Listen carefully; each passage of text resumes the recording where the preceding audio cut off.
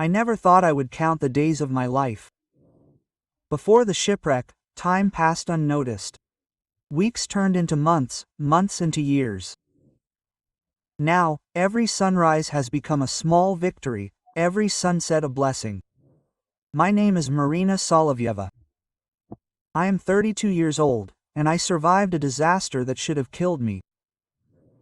It all started as a perfect trip.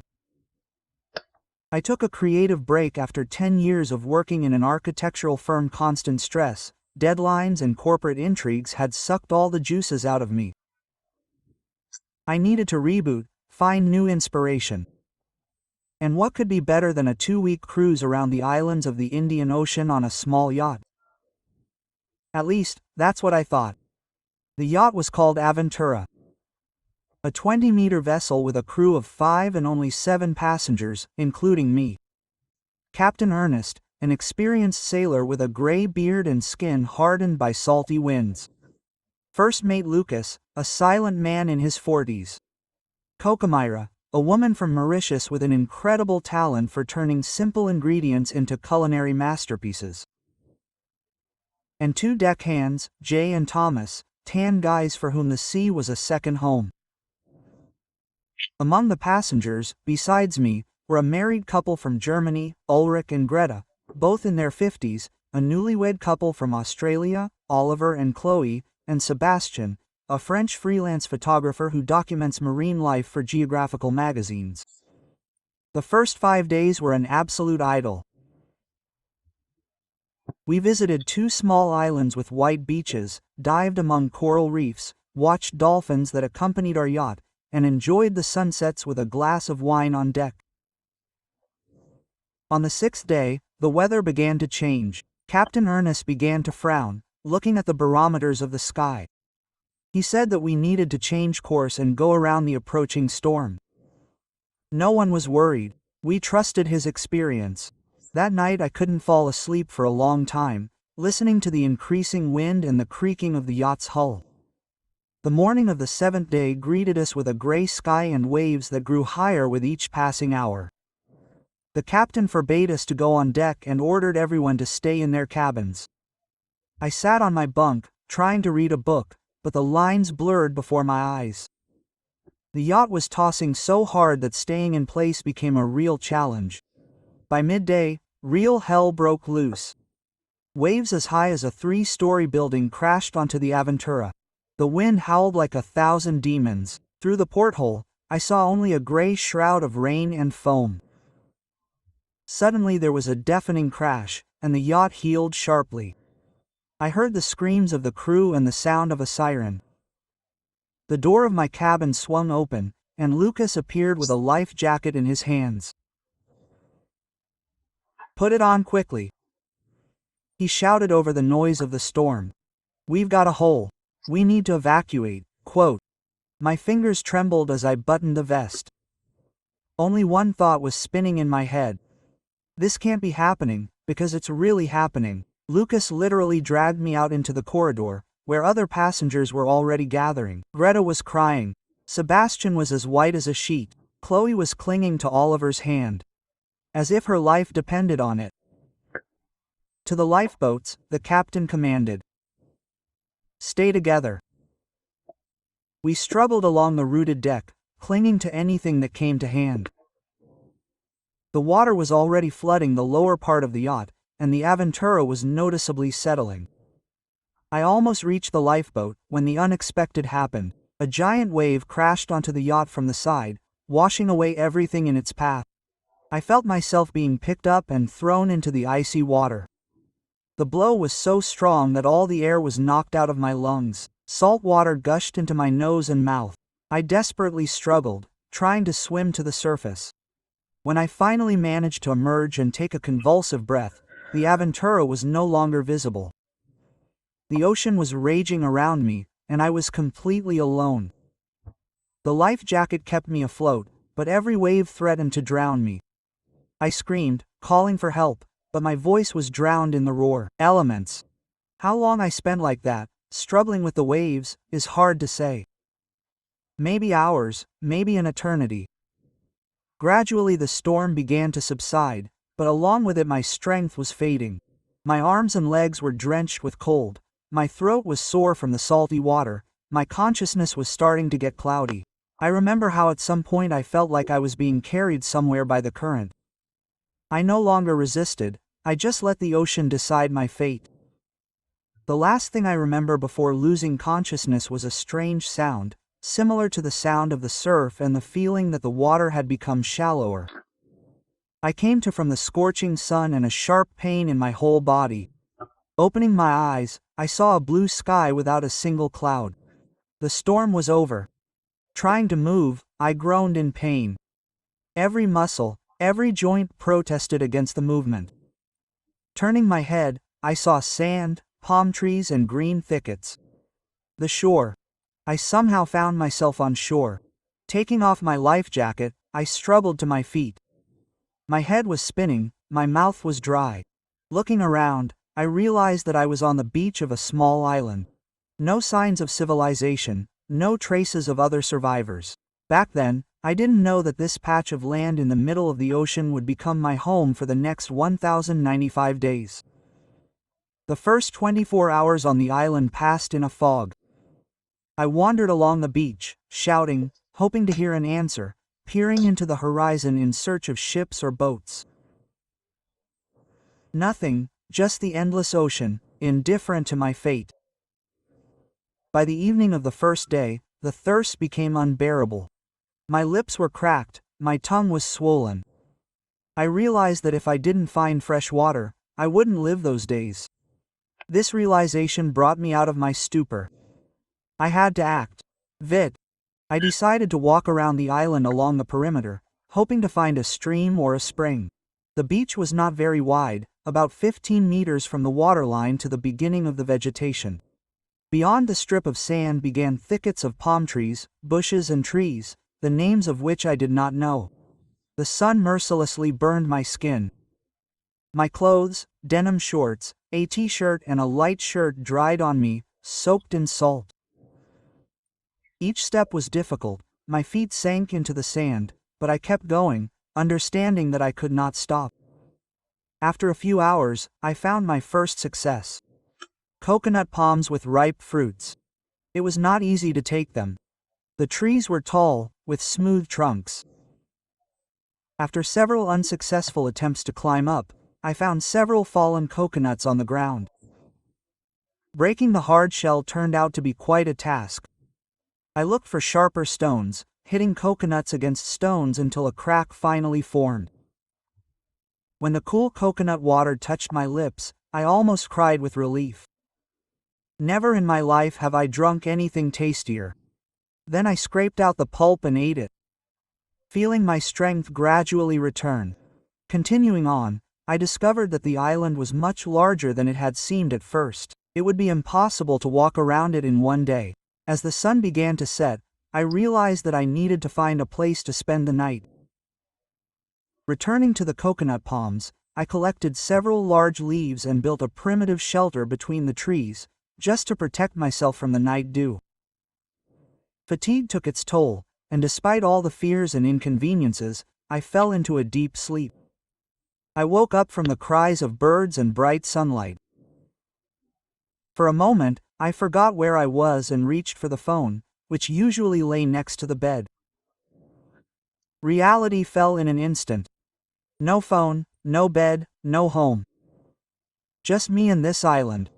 I devoted the second day to continuing my exploration. Moving along the coast, I came across a small rocky ledge that skirted part of the island. Climbing over the stones, I hurt my palms and knees, but stubbornly continued on my way. Behind a small bay opened up from the ledge with a gentle entrance to the water and, most importantly, a thin stream of fresh water flowing down from the rocks. I rushed to the spring and drank greedily, not caring how clean the water was. At that moment, it didn't matter. I had found something that would allow me to survive. Later, I realized that the stream originated somewhere in the depths of the island, and decided to follow its path. Pushing my way through the dense vegetation, I followed the stream up the slope. After about an hour of walking, the trees parted, and I came to a small clearing with a pond fed by a clean spring gushing from underground. The water was clear and cool. Strange trees with mango-like fruits grew around. Deciding to take a chance, I picked one and cautiously tasted it. The taste was sweet, with a slight sourness, definitely edible. I collected as much as I could carry and returned to Bay, where I decided to set up a temporary camp. I spent the next few days creating a more reliable shelter.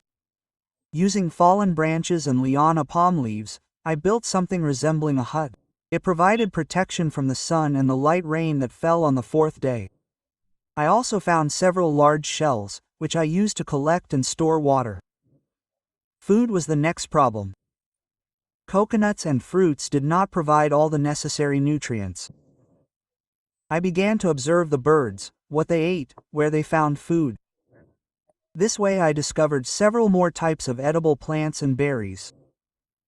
On the seventh day, I decided to try fishing. I made a primitive spear from a long straight branch and a sharpened stone. The first attempts were unsuccessful. The fish turned out to be faster and more cunning than I thought, but by the end of the day, I managed to catch a small silver fish. Now I had to decide how to cook it. Fire. I needed fire. I had seen it in the movies. The friction of sticks against each other should create heat and eventually a spark. The reality was much more complex. For hours I rubbed wood against wood, only to get calluses on my palms. By evening, exhausted and disappointed, I ate raw fish, fighting nausea and disgust.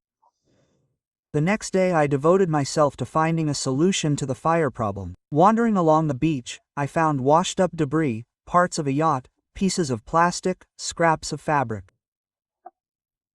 Among this debris was a veritable treasure trove, a waterproof container with a few items inside, a half-empty lighter, a small penknife, fishing line with a few hooks and a compass.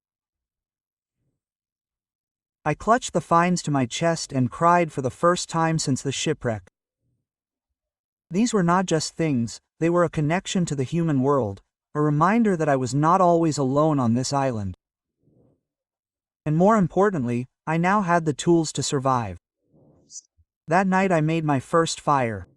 A small flame danced in the darkness, giving warmth and hope. I baked the fish, wrapped it in large leaves and placed it in the hot coals. The taste was divine. Never had food tasted so good to me. Looking at the stars, incredibly bright far from the city lights, I allowed myself to think about the future for the first time. How long would I have to stay here? Would they look for me? Would anyone know that I survived? These questions remained unanswered, but now I had at least a small spark of hope. I decided that from tomorrow onwards I would start counting the days. Small pebbles in the sand, 1 day, then 2, then 3. I did not know how many there would be, but I was determined to survive. No matter the cost. By the end of the first month on the island, I had established a certain routine. I would wake up at dawn, go to the spring for water, check the primitive fish traps that I had made from the branches of the isliana, collect fruit and edible plants, kept the fire going in the fireplace I built near my shelter. My temporary home was gradually being improved. I moved it closer to a source of fresh water, but far enough from the shoreline to be safe during high tides. I wove a kind of frame from flexible branches and covered it with large palm leaves, creating a waterproof roof. I made walls from woven branches and grass. Inside, I made a bed of soft leaves and grass, raised off the ground on a frame of branches to protect against insects and moisture. Every day I went ashore and looked at the horizon, hoping to see a ship or an airplane. I collected stones from the beach and laid out a huge word, "Help," large enough to be seen from the air. Nearby, I kept a supply of dry wood for a signal fire. One morning on the 36th day, I saw the silhouette of a ship on the horizon. My heart began to pound wildly. I rushed to my signal fire pile and set it on fire. Black smoke rose into the sky. I screamed, waved my arms, ran along the beach like crazy. But the ship continued on its course, without changing direction. Soon it disappeared from view, leaving me alone with my broken hopes. That day was the hardest since the shipwreck. I lay on the sand and cried until there were no more tears. Despair overwhelmed me. Why fight if no one even knows that I am alive? Perhaps I have already been buried, mourned and forgotten. But by evening, something changed inside me. I remembered the words of my grandmother, who survived the siege of Leningrad. As long as you breathe, you must fight. And I decided that if I was destined to spend years here, then I needed to make this island not just a place to survive, but a home. With new determination, I began to plan a long-term settlement. First of all, it was necessary to ensure a stable supply of food. Fishing became more efficient thanks to the hooks I found, but I wanted more diversity. Watching the island birds, I noticed that they often dug in the ground in search of roots and tubers. Following their example, I discovered several types of edible root vegetables similar to sweet potatoes. There were also bananas, papayas and some nuts resembling almonds growing on the island. I began to create supplies: dried fish in the sun, dried fruits, collected nuts. I wove baskets from split branches for storage. In the rocks near the spring, I found a small cave where it was cool, an ideal place to store perishable products. Then I decided to improve my hunting skills. The island was inhabited by small birds similar to quails and something like wild chickens. I made a bow from a flexible branch of Ileana, and arrows from straight thin branches with pointed ends, burned in a fire for strength. The first weeks of hunting were unsuccessful, but gradually I learned to move silently and wait for the right moment. The first a successful hunt became a real holiday. I caught a bird similar to a wild chicken. After plucking it and roasting it over a fire, I made myself a real feast. The meat seemed incredibly tasty after a week of fish diet. By the end of the second month, I was no longer just surviving. I was living on this island. My body had changed. I had lost weight. My skin had tanned to a dark brown shade. My muscles had become stronger from constant physical work. My hands, once well groomed with a manicure, had become hard, with calluses and scars. I cut my hair with a knife found in a container. Long locks only got in the way. My clothes gradually wore out. My t-shirt was torn. My shorts were hanging on by a thread. I learned to weave something like a skirt from fibrous leaves, and covered my upper body with a homemade top from the remains of a t-shirt. One day, wandering around the southern part of the island, which I rarely visited, I came across a thicket of some kind of plant with long fibrous stems. After several days of experimenting, I learned to extract strong threads from them that could be woven into rope and fabric. This discovery greatly improved my situation. Now I could make stronger nets for fish, rope, for construction, and even primitive clothing. The climate on the island was tropical, with a clear division into dry and rainy seasons. When the first prolonged downpours began, I realized that I needed to prepare. I reinforced the roof of my shelter with additional layers of leaves, dug grooves around it to drain water, and created a rainwater collection system from large leaves and hollow bamboo trunks. The rainy season brought new challenges. The high humidity caused fungus on my skin, especially between my toes. I treated it with the juice of an astringent plant, which I accidentally discovered when I cut myself and applied the first leaf I came across to the tap. Amazingly, the bleeding stopped quickly and early healed without inflammation. This discovery prompted me to study the island's flora more closely. I began collecting and testing various plants, memorizing their properties. Some helped with an upset stomach, others relieved pain, others acted as antiseptics. Gradually, I created my own little first aid kit from natural medicines. The rainy season gave way to a new period of drought. Now I was better prepared. Food supplies, improved housing, tools and weapons. All this allowed me not only to survive, but to live in relative comfort. But loneliness began to take its toll. I caught myself talking out loud, addressing imaginary interlocutors. To maintain my sanity, I began to keep a diary, scratching letters on large palm leaves with a sharpened stick. This helped to structure my thoughts and not lose touch with human language. I also created friends, figurines from branches, stones and leaves, to whom I gave names and with whom I communicated. The main thing was Friday. Tribute to Robinson Crusoe, the book I read as a child. Saturdays and Sundays sat next to him. I knew it was madness, but it was madness, controlled, conscious, necessary for maintaining sanity. On the 180th day, an event occurred that could have cost me my life. Exploring the eastern part of the island, I slipped on wet stones and fell from a height of about 3 meters. Pain pierced my left leg, and I could not step on it. With great difficulty, leaning on a homemade staff, I reached my shelter.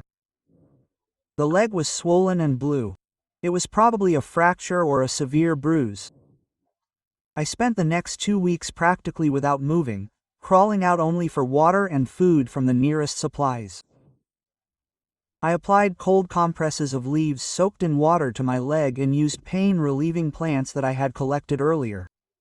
Gradually the pain subsided, the swelling went down, and I was able to walk again, albeit with difficulty. This incident made me think about my vulnerability. What if the injury had been more serious? What if I hadn't been able to get to the shelter? These thoughts haunted me, making me even more careful and prudent. By the end of the first year, I had fully adapted to life on the island. My body had become strong and resilient. My senses were heightened. I could hear a storm approaching the day before it started by the change in the smell of the air and the behavior of the birds. I knew where to find the best fish depending on the time of year, how to predict the weather by the formation of clouds, how to find water even in the driest periods. But despite all these skills, I never stopped hoping for rescue. Every day I went ashore Imatrelo Nalgun. Every day I updated my message from the stones on the beach. Every day I prepared a signal fire. And every day the ocean remained empty, and the sky without traces of planes. This is how the first year of my solitary confinement on a tropical island passed. 365 pebbles on my calendar. 365 days of struggle, adaptation and hope. And there were hundreds more days like this ahead, which I didn't even suspect then. The second year began with a disaster. A huge storm hit the island, destroying my shelter and washing away some of my supplies. The wind was so strong that it tore trees out by their roots, and the waves reached far onto the shore, threatening to flood even the higher areas. I took refuge in a cave that I used to store food and spent 3 days there, listening to nature raging outside. When the storm finally died down, I went out and saw a completely changed landscape. Many familiar landmarks were gone. The shore had changed its shape, and my camp was completely destroyed. I had to start almost from scratch. But now I had experience and knowledge. I decided to build a new home in a more protected place, on a hillside under an overhanging rock, which could serve as a natural shelter from the wind. For construction, I used fallen trees, of which there was an abundance after the storm. The new house turned out to be much stronger than the previous one. I dug posts made of strong branches into the ground and intertwined them with thinner branches to create strong walls. I made a gable roof to help the rain run off. Inside, I set up a fireplace with a chimney made of the canopy of a tree trunk, carried through a hole in the roof. This allowed me to cook food and keep warm even in rainy weather. It took several weeks to restore my supplies. I hunted, fished, and collected fruits and roots. Fortunately, the storm brought her unexpected gifts. Many sea creatures washed ashore, including large mollusks and even a small shark, whose meat I dried in the sun. In addition, among the debris brought by the storm, I found several useful items: a plastic container, a piece of tarpaulin, a fishing net, and, most valuable of all, a glass bottle with a tight cork. Now I had the opportunity to store water and other liquids. After restoring the basic conditions for survival, I decided to more thoroughly explore the interior of the island, where I had rarely visited before. Climbing the central hill was more challenging than I expected. Thick vegetation and a steep slope slowed me down. But when I finally reached the top, the view was worth the effort. From about 100 meters above sea level, I could see the entire island. It was shaped like a crescent moon, with a bay on the north side and a rocky cape on the south. I noticed several places I had not yet explored, including a small lake in the central part of the island. This discovery inspired me. Fresh water was a precious resource. When I went down to the lake, I discovered that it was formed by springs gushing out of the ground. The water was crystal clear and cool. Plants I had never seen before grew around it, including something that looked like wild rice. I collected a few ears of corn, deciding to try growing them near my home. The idea of farming captivated me. If I could grow at least some of my own food, it would make survival much easier. Back home, I cleared a small plot of land near the stream and planted the collected seeds, as well as tubers and other edible plants, which, as I noticed, took root easily. To my delight, in this tropical climate, the plants grew incredibly quickly. In just a few weeks, the first shoots appeared, and after 2 months I collected my first harvest of wild rice. It was a modest result. But the very fact that I was able to grow something filled me with pride and hope. However, I soon faced a new problem. My garden attracted the attention of local pests. Some rodents, similar to rats, began to eat my crops. I had to build a fence from sharpened sticks and set traps. Hunting for rodents led to an unexpected discovery. Their meat turned out to be quite edible. Of course, it was not easy to overcome the initial disgust, but hunger is the best cook. As my grandmother used to say, I learned to properly cut up and cook these animals, adding wild herbs to improve the taste. Around the middle of the second year, I faced a serious health problem. After a few days of eating a new fruit that I found in the northern part of the island, I had a severe allergic reaction. My face swelled, a rash appeared all over my body, and I had difficulty breathing. I was afraid that I might suffocate. Instinctively, I ran to the sea and immersed myself in salt water. The salt eased the itching a little, but the swelling did not go down. Remembering my homemade first aid kit, I applied the juice of a plant with antihistamine properties that had previously helped with insect bites. Fortunately, it worked, and the symptoms began to subside within a day. This incident made me even more careful with new foods. I developed a testing system. First, I applied an unknown plant to my skin and waited for a reaction. Then I tried a tiny piece and only after a day of observation decided whether this product could be eaten. By the end of the second year, my life on the island acquired a stable rhythm. I knew where and when to find certain foods, how to predict the weather, how to cope with seasonal changes. My body had fully adapted to the new conditions. I could run the entire island without stopping, climb the tallest trees, swim for hours. But psychologically, it was getting harder. Loneliness was gnawing at me from the inside. I continued to talk to imaginary friends, keep a journal on palm leaves, but it was not enough. Humans are social creatures, and the lack of real communication was gradually eroding my spirit.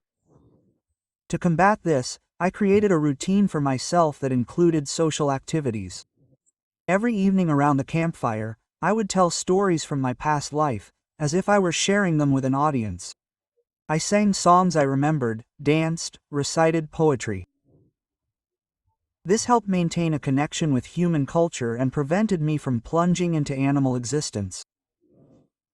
I also began to create art, sculptures from wood, charcoal drawings on stones, jewelry from shells and feathers.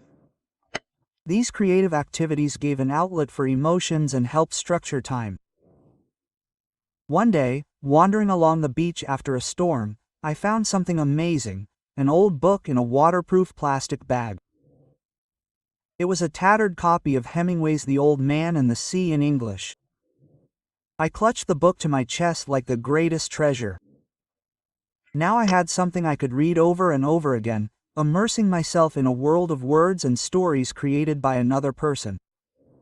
This discovery inspired me to start a new project, creating my own library. I began writing down all the stories I could remember, fairy tales, novels, poems.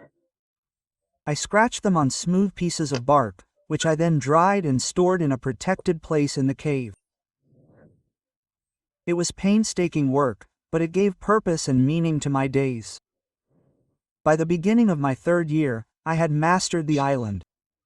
I knew every corner, every tree, every source of water. I could find my way from anywhere to my home with my eyes closed. The island became my home, my world, but I never stopped hoping for rescue. Every day I kept the signal fire going. Every day I went ashore and looked at the horizon. And every day the ocean remained empty. On the 730th day of my stay on the island, I saw a plain trail in the sky. It was a thin white line, barely visible against the blue sky. I ran to the signal fire and lit it, adding green leaves to create thick smoke. I screamed, waved my arms, ran along the beach like a madwoman, but the plane continued on its way, without changing course. The trail gradually disappeared into the sky, leaving me with a broken heart and a bitter realization. Even if someone flies close, the chances of being seen are negligible. That day was a turning point. I realized that I can't just wait for rescue. I need to actively seek it. And then an idea was born that might seem crazy. But in my situation, crazy was a relative concept. I decided to build a boat and leave the island on my own. The 3rd year on the island began with an ambitious project. Building a boat. I knew it was a daunting task, especially for someone with no experience or tools, but the alternative was waiting forever for rescue that might never come. The first step was to find suitable trees.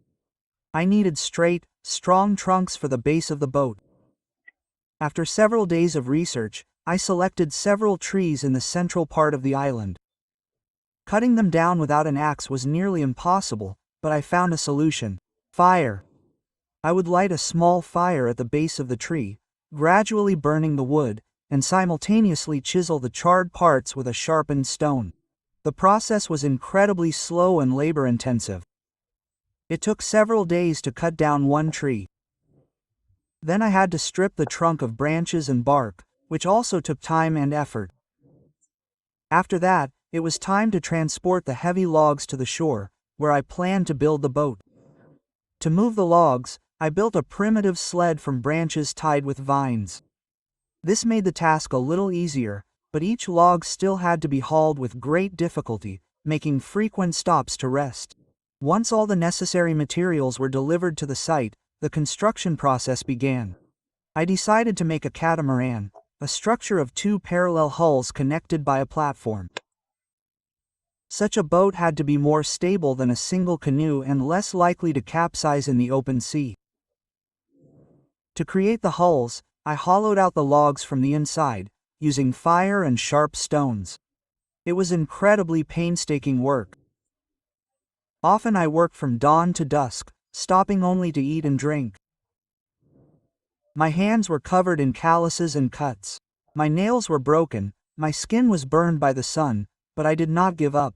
The thought of a possible return to civilization gave me the strength to continue, even when it seemed that the task was impossible. I imagined how I would return home, see my family, friends, sleep in a real bed again, eat real food, wear clean clothes.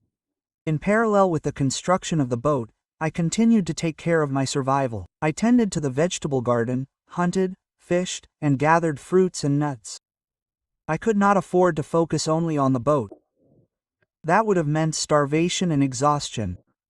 About 3 months after the start of construction, when both hulls were almost ready, disaster struck.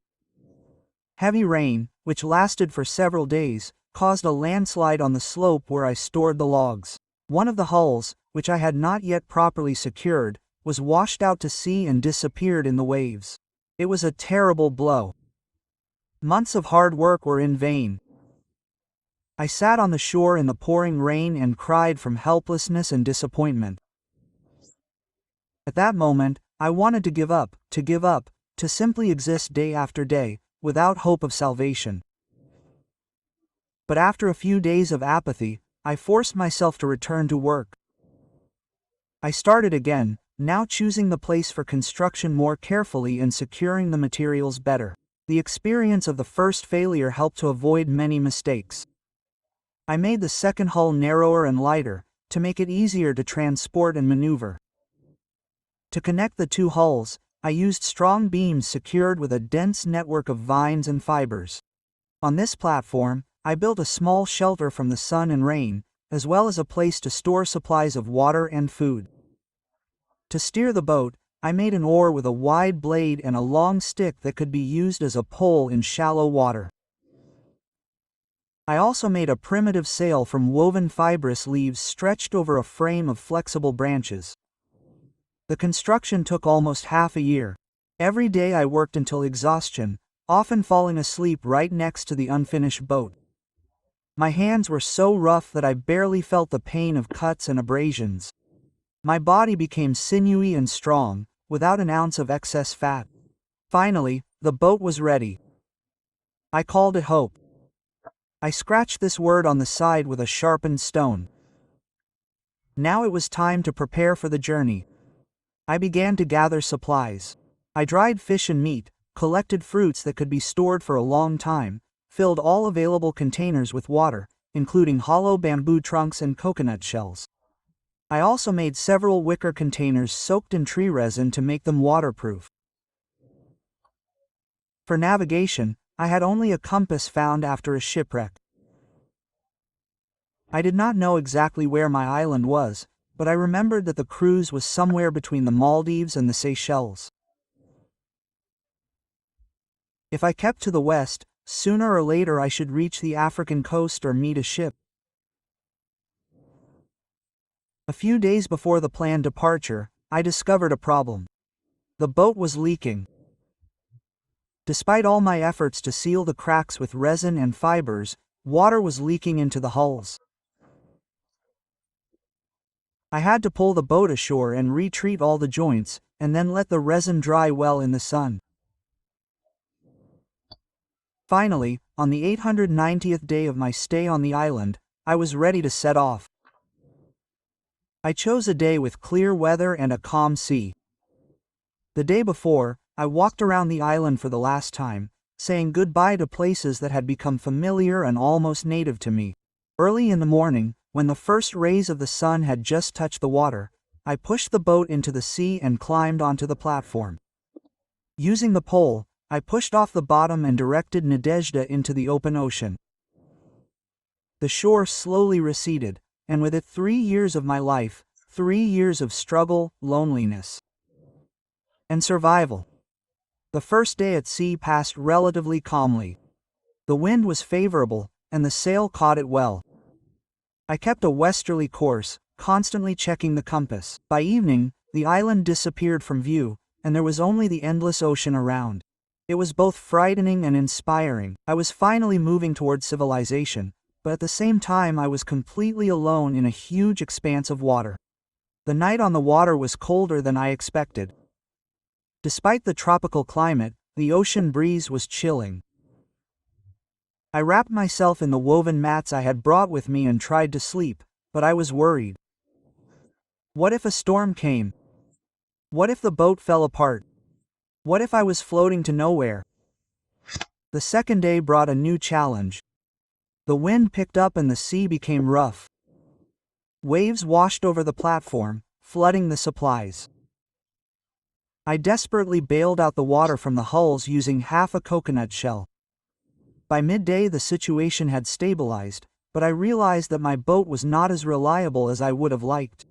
By the evening of the second day, I noticed a dark strip on the horizon.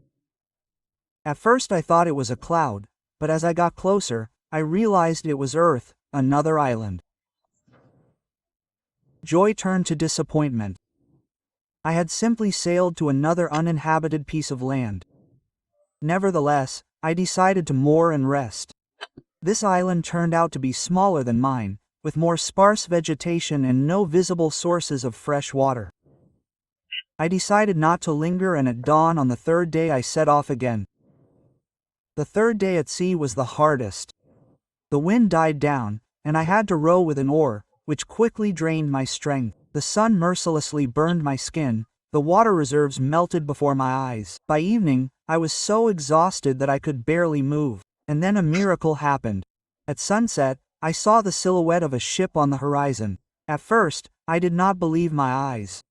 After so many false hopes, the brain could simply create illusions. But the ship was real, and it was approaching. I lit a signal fire, which I had prudently prepared before sailing, and began waving an improvised flag made of bright fabric, woven and dyed with plant pigments. I screamed until I was hoarse, although I understood that at such a distance no one would hear me. The ship passed by without noticing my signals. Despair overwhelmed me. I cried, beating my hands on the boat platform, cursing fate that had played so cruelly with me. But an hour later, the unthinkable happened. The ship changed course and began to approach my boat.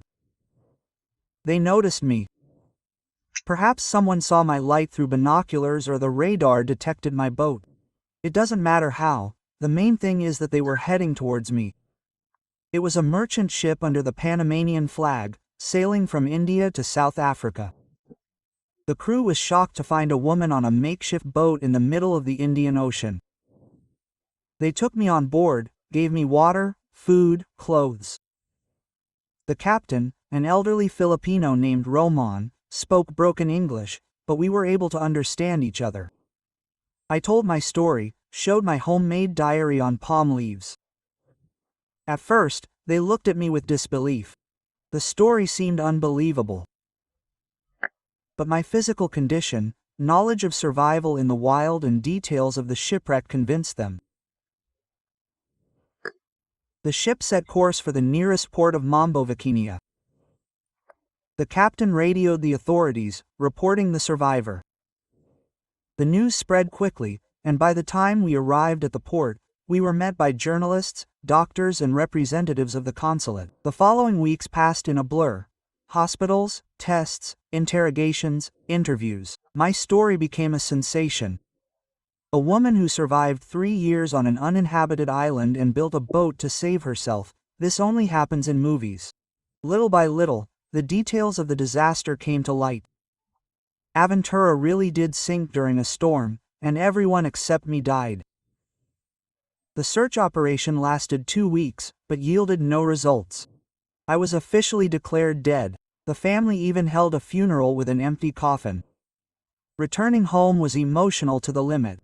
My parents, who are already over 60, did not believe that they would see me again. Friends and colleagues were all in shock. I had become an unwilling celebrity. My face was on the covers of magazines. TV channels offered exclusive interviews. Publishers wanted a book about my experiences. But the hardest part was not the physical survival on the island, but the return to society. I had become unaccustomed to people, to the noise of cities, to modern technology. Simple things that used to seem natural, hot showers, electricity, supermarkets, telephones, now caused culture shock. Psychologists diagnosed me with post-traumatic stress disorder and offered long-term therapy. But what did they know about real trauma? About what it is like to fight for life every day, not knowing if tomorrow will come. About the sound of absolute silence, broken only by the roar of waves and the cries of birds. About the smell of an approaching storm and what the starry sky looks like without light pollution. Little by little, I began to write. At first it was just a diary, a way to sort out my thoughts and feelings, but then these notes turned into a book. An honest, unvarnished account of my 1,095 days on the island. The book became a bestseller, was translated into 20 languages. Documentaries and offers from Hollywood followed. I used the sudden fame and money to start a foundation to help victims of shipwrecks and plane crashes, as well as an organization that teaches survival skills in extreme conditions. Sometimes at night I wake up from the noise of the city and cannot understand where I am. At such moments, I miss my island, the simple life, where each day had a clear purpose to survive, where there were no social networks, emails, endless meetings and obligations. People often ask if I regret those 3 years, whether they are a waste of time. My answer is always the same. They were the most difficult and at the same time the most important years of my life. They taught me to appreciate every moment, every breath, every smile of the people close to me. They showed that a person